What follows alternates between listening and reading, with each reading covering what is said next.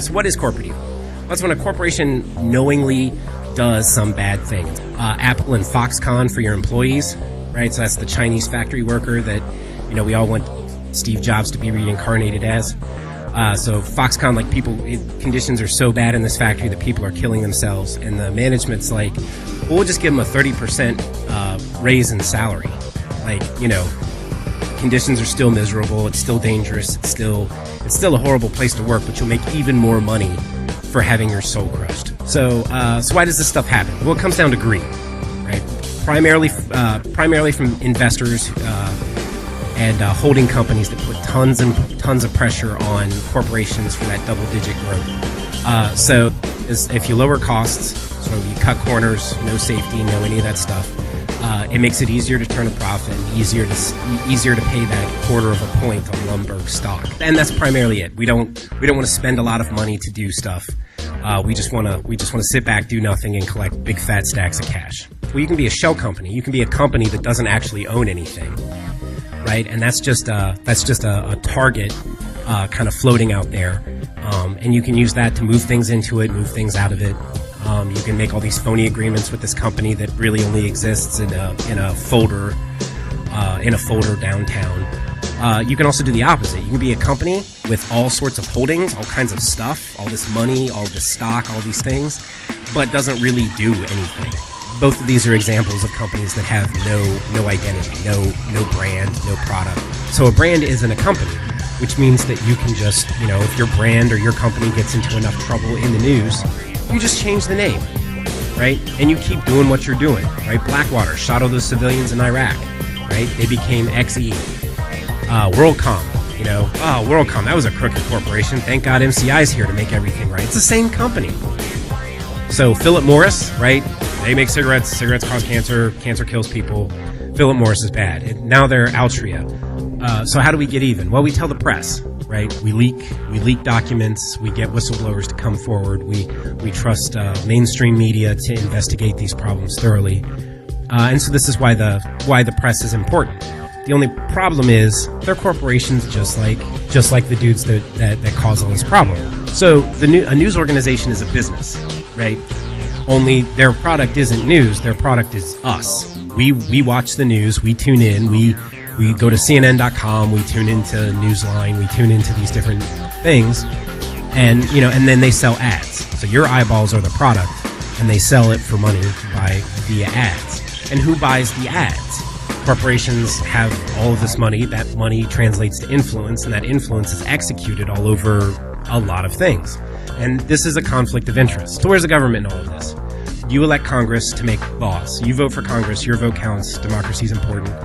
And then you get your dudes into office, and then nothing really changes. That's because Congress just subdivides into committees. All the big decisions are made by committees. Not all of Congress can just hash out what all that stuff is. And you don't vote for the committees. You can, campaign for your guy to get into office, because he's going to clean up Wall Street. But if he doesn't land on the finance committees and all the economic committees, you just fired that vote out into the ether. And it gets worse. So Congress then creates these government agencies. These are run by appointees. You don't vote for the guy that leads the FCC. You don't vote for the guy that leads the EPA. You don't vote for the guy that does these things. They're appointed either by Congress or by the president. And sometimes, like in the case of the Federal Reserve and that sort of thing, it's like a hybrid. Part of it's kind of a company, but it's kind of a government. And but it doesn't matter because you didn't vote for them. They govern specific industries, transportation, energy, communications, and whatever. And so you need experts from the field to come run that stuff. Well, where do you get those experts from? From the industries that those agencies are regulating. And so these agencies make the rules that govern the industries, but they're staffed by people from the industry. The congressional committees need to, it costs a lot of money to get reelected, right? And if you're already in office, you tend to stay in office. And so these guys can run year after year after term after term after term, and they create these industry relationships. They go in and out of, or they make buddies with these people that they then put into these administrative agencies. And, and then it's like, well, Chris, you're talking out of your ass because we have the courts, right? The the courts, you can always sue someone, take them into court, and all that. Well, the judges aren't experts on, banking and telecommunications and transportation and all this stuff. So those guys defer to the judgment of the people from these agencies. And so what you have is a judiciary that says, well, these guys from the agencies, they know what they're talking about. They get to make the laws that govern those specific agencies. We'll just go with what they say. And those guys, of course, are from the industries that they're supposed to be governing, right? And then you have your special interests, right? So these are big corporations with lots of money, right? And up at the top, because it costs a lot of money to get reelected, they funnel money into election campaigns, and they get appointed, not elected. You don't vote for them to run government agencies. So, in this little three-sided triangle, you're locked out. You get no say, right? It's really depressing. So the game's rigged for the corporations to win, right? Yeah, the only winning move is not to play. So, so part 3. This is how we fight corporate evil. And the truth is, you just really can't. Okay. I think a basic question that we have to ask ourselves is who foments the system? And that is what I call the corporatocracy, which are very few, primarily men, who run our biggest corporations, and through them they control the United States government and every other one in the world too that they want to control. And in fact, at the highest levels, the people in the government and the people at the top of the big corporations are one and the same. They go through what we call the revolving door. So one year somebody's president of a huge corporation, and the next year he or she is Secretary of State or Vice President or even President. And so this system is controlled by what I call the corporatocracy. I'm John Perkins. I'm a U.S. citizen, born in the United States, raised in the United States. I'm a former economic hitman. We work very much like some of the hitmen for the mafia because we're looking for a favor later. And mafia people have done this, and gangsters have done this for ages. We just do it on a very large level with governments, with countries, huge level. And we're much more professional. We do this in many ways, but perhaps the most common is that economic hitmen will identify a country that has resources our corporations covet, like oil. And then we arrange a huge loan to that country from the World Bank or one of its sister organizations. But the money never actually goes to the country. Instead, it goes to our own corporations to build big infrastructure projects in that country. Things that benefit a few very rich people in that country, as well as our own corporations, but don't help the majority of the people who are too poor. But these people, the poor people, are left holding a huge debt, and it's so huge that they can't possibly repay it. But in the process of trying to repay it, they create a situation where they can't afford to have good health programs or educational programs. So we economic hitmen go back in and we say, listen, you owe us a lot of money, you can't pay your debts, so give us a pound of flesh. Sell your oil real cheap to our oil companies, or vote with us on the next critical United Nations vote, or send troops in support of ours to someplace in the world, like Iraq. And in that way, we've really managed to create this empire. Because the fact of the matter is, we write the laws. We control the World Bank. We control the IMF. We even control the United Nations to a large degree. And so we write the laws. So the things economic hitmen are not illegal. Putting countries in huge debt and then demanding favors in return, that's not illegal. It should be. It isn't. Sometimes we economic hitmen fail to corrupt leaders of other countries, as I failed with Omar Torrijos in Panama and Jaime Roldos in Ecuador. It doesn't often happen, but when it does, then the jackals are sent in. And these are people who overthrow governments or assassinate their leaders. On the few occasions where neither the economic hitmen nor the jackals are successful, then and only then do we send in the military. And this is exactly what happened in Iraq.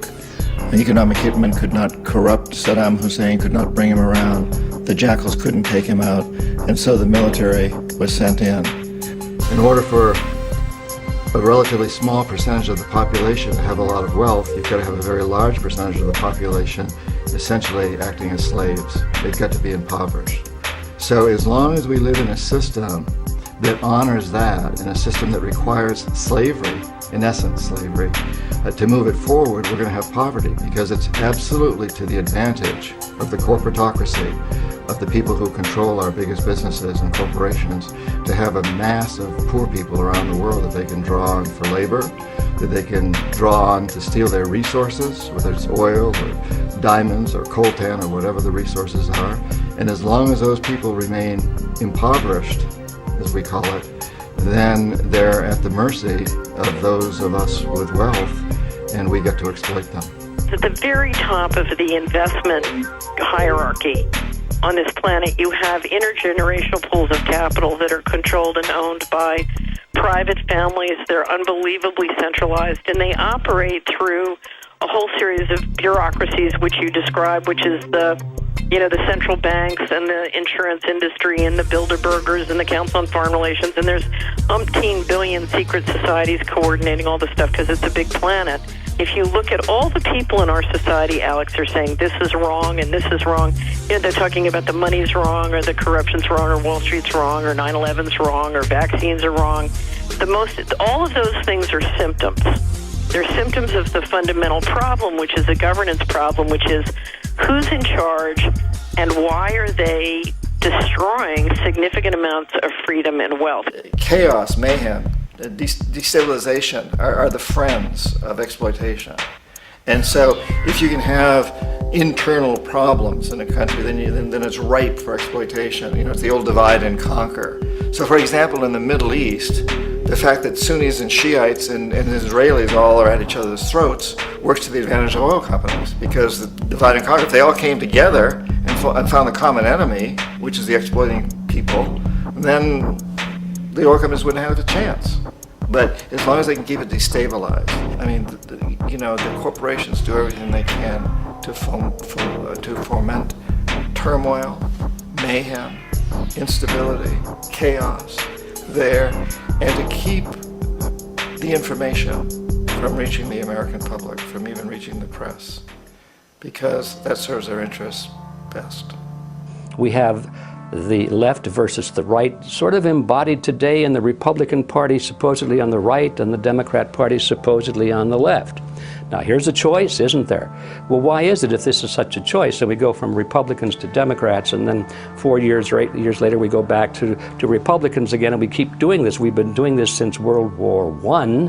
How come the country keeps moving in the same direction all the time, deeper and deeper and deeper into collectivism?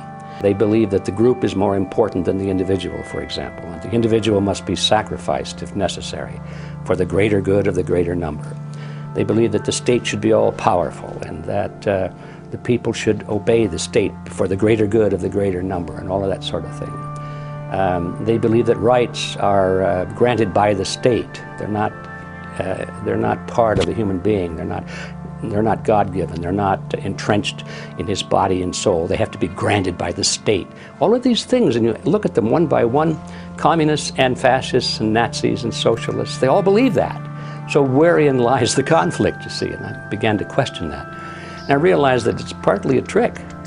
In fact, I think it's a huge trick. It's a great scam, because people even today are thinking that they have to choose between the right or the left, not realizing that no matter which way they go, they've accepted basically the same ideology underneath. We find that the Republican Party and the Democrat Party both are pretty much in the hands of a relatively small group of people with a membership of about 4,000. It's called the Council on Foreign Relations. These are the people that are really pulling the strings in both the Republican and the Democrat Party. Yes, I did see the clip in which Hillary Clinton says that, I think she was saying it was nice to be so close to the headquarters of the Council on Foreign Relations, because she didn't have to go very far to find out what to think and how to act on certain issues, something to that effect.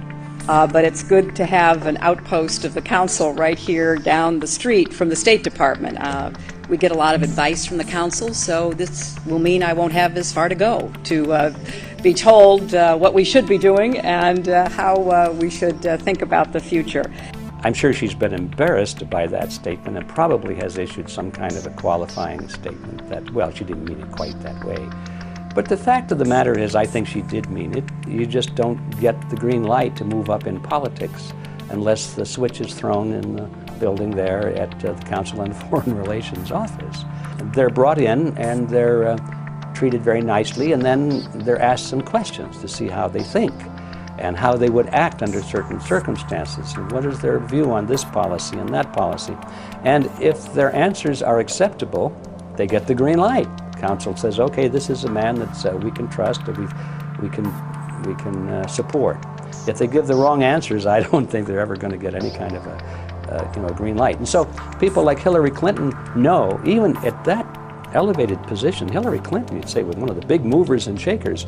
Compared to the Council on Foreign Relations, she's not. She's a small fish.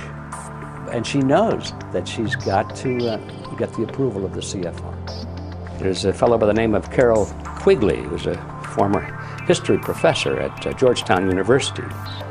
By the way, he was the mentor of William Clinton. And he wrote several books about this group of people and their origins and their roots coming from Europe and England in particular. And he comes to a very interesting point in one of his books where he says, okay, this is the way the real world is. He said, how is it that we collectivists, we elitists, how can we rule the world when at the same time we want to let the average person think that they're living in a, quote, democracy. They're living in a system where their vote counts. And he answers the question brilliantly. He said, it's very simple. You've got to have two major political parties, and they'll both have the same major goals, the same basic fundamental principles, and they'll argue with each other on the surface with slogans and leadership and style and all of that sort of thing. He said, but we will control them both. When you understand this history and this reality, you look at it and you say, well, yes, we've got a left wing and a right wing, but they're just opposite wings of the same ugly bird, and that bird is called collectivism. We have people that think about the conspiracy theories of people like you. You would be a poster child for these people because you have served on the board of the Council on Foreign Relations. You helped start the Trilateral Commission, and you've been to the Bilderberger groups. Are people too close in this world, people in business, too close to the governments? Well, you know, there is such a thing as insidious influence. And the question is, how does it operate? Does it involve bribery? And does it involve some sort of psychological domination of individuals? I don't believe in this notion of some sort of secret societies controlling people. But of course, in any political system, there are sort of over the table and under the table arrangements. Maybe that reinforces the conspiracy theory that somehow or other we're pulling the strings from behind the scene.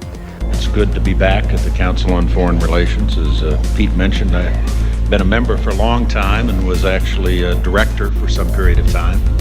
I never mentioned that when I was campaigning for re-election back home in Wyoming.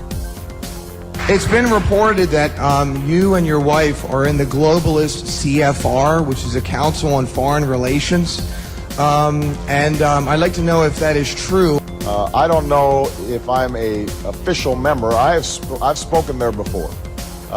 It basically is just a forum where a bunch of people talk about foreign policy. Today, the CFR maintains that its goal is to increase America's understanding of the world.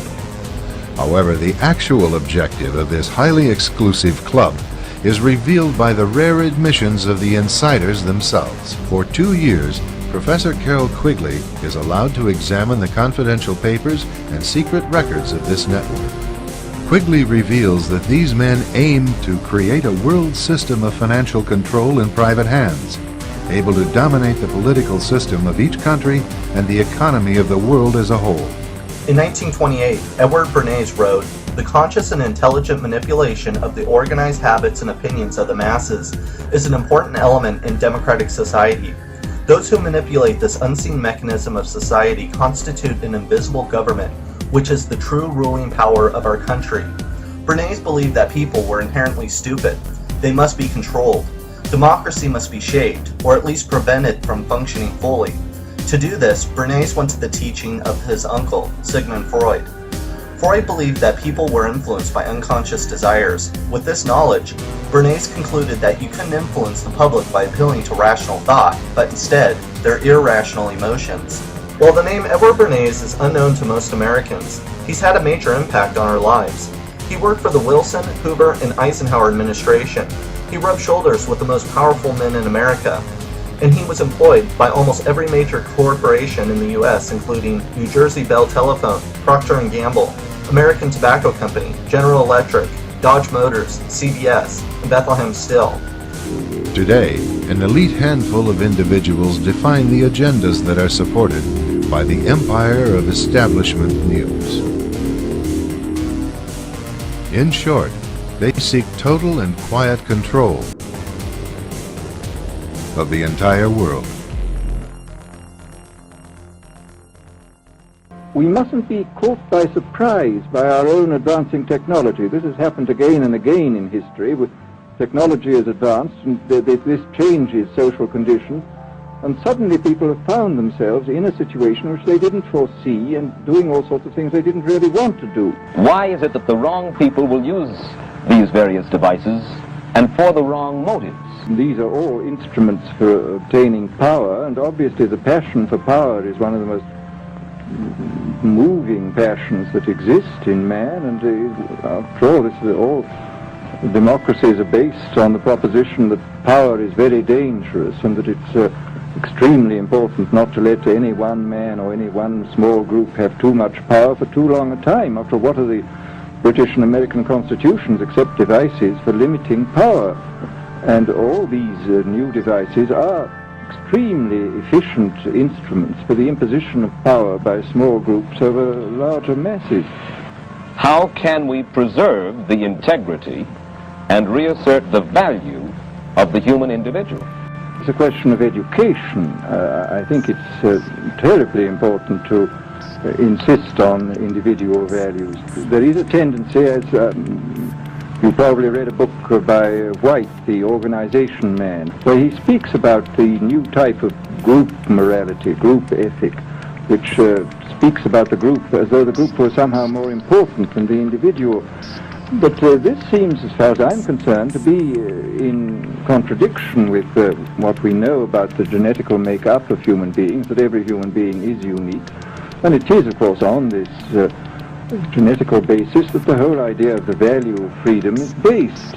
And I think it's extremely important for us to stress this in all our educational life. And I would say it's also very important to teach people to be on their guard against the sort of verbal booby traps into which they're always being led, to analyze the kind of things that are said to them.